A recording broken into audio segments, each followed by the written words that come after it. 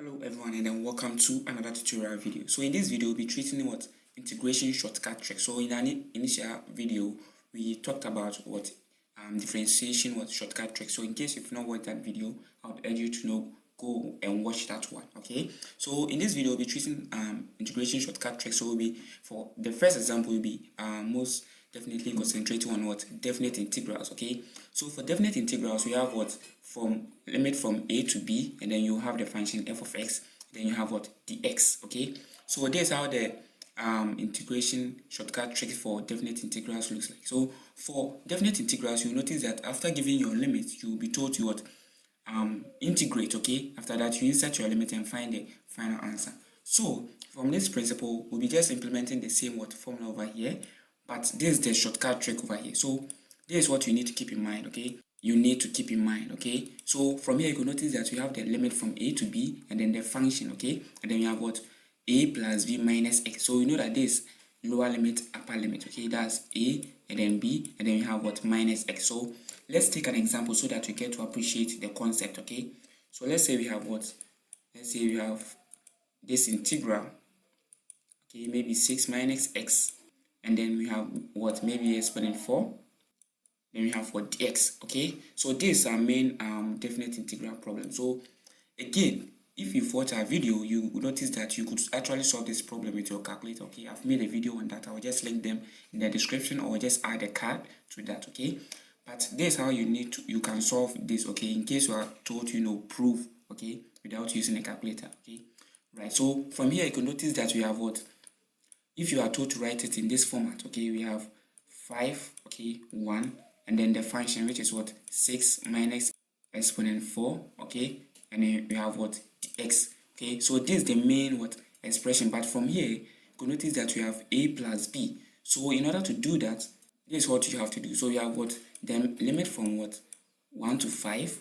Okay, and then you write your 6 out. Okay, 6. Okay, this is the formula. Okay, keep that in mind. So 6 minus what, we have what a plus b. Okay, all right, and then minus what x. Okay, then we have exponent 4, and then you add what dx. Okay, so from here you can notice that you can just simplify this further. Okay, so we have what from 5, okay, to 1, and then we have what, this is what x exponent what 4 dx. So I'll show you why this is x exponent 4 dx. So this is what 6 minus what 5 plus 1. 5 plus 1 is 6. So 6 minus 6 is what? Okay, 0. And then you have what? Negative 1 over here. An invisible negative 1 over here. So when you multiply that by negative x, you end up with what? Positive x. Okay, so let me rewrite this. It doesn't look like an x. Okay, so let's say we have what? X exponent 4. Okay, so and then we bring our exponent 4 over here. So from here you could further simplify this further. So when you integrate this, you end up with what? 1 over what? 5x exponent what? 5. Okay, and then you have what, limit from 5 to 1.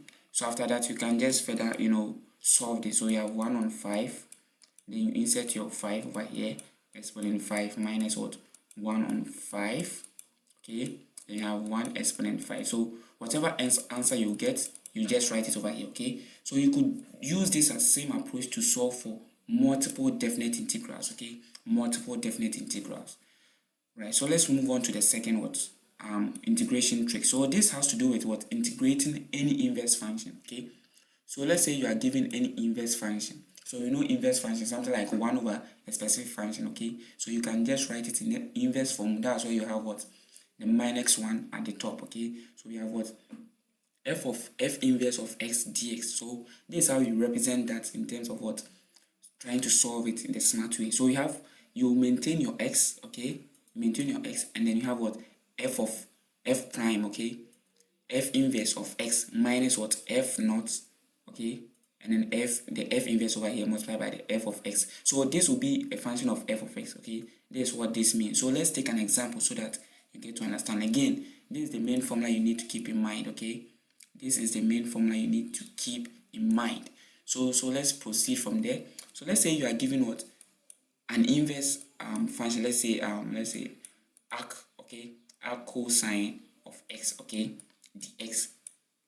This is like an integral. Okay, so now let's see how we come up with these f inverse and then f naught. Okay, now from here from this formula, okay, and then it's being expanded in this format, you can notice that our f naught, sorry, our f inverse, okay, f inverse of x over here is most definitely the entire what expression, okay, which is what arc cosine of x, okay, right. And now this is our f of x, so our f of x is what cos x, okay, so this is what cos x. Now let's find our f naught.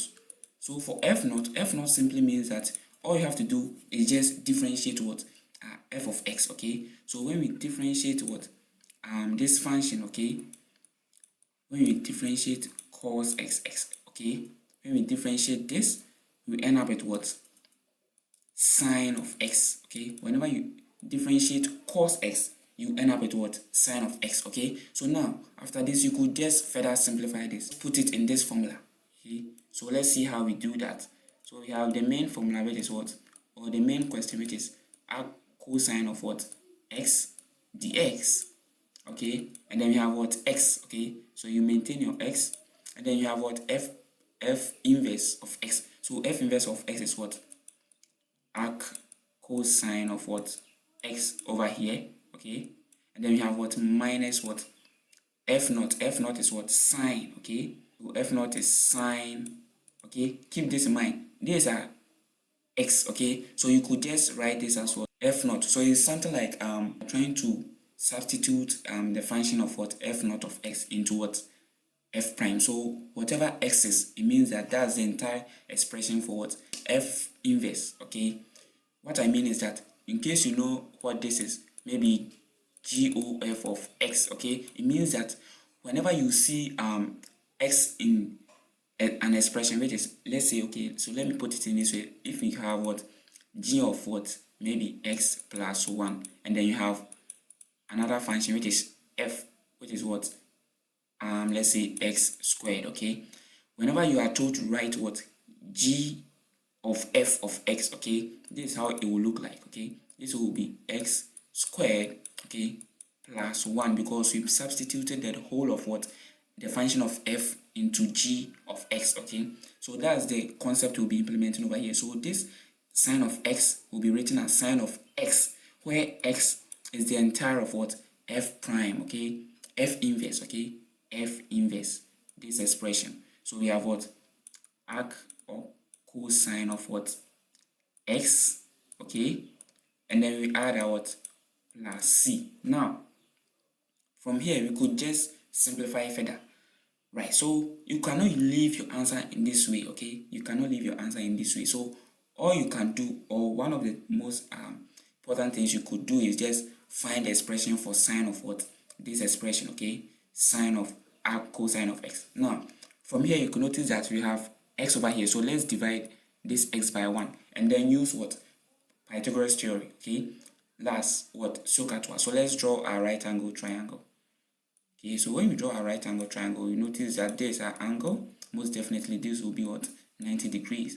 So these are what adjacent. So we know that sine is what opposite hypotenuse, okay, that's opposite hypotenuse. So we know that 1 is over here, and then we have what our x over here, okay, because we have opposite hypotenuse. So we are looking for the opposite, okay. We know that sine of what cosine of x is x on 1. So x is our what adjacent and 1 is our what hypotenuse. So let's find what our opposite.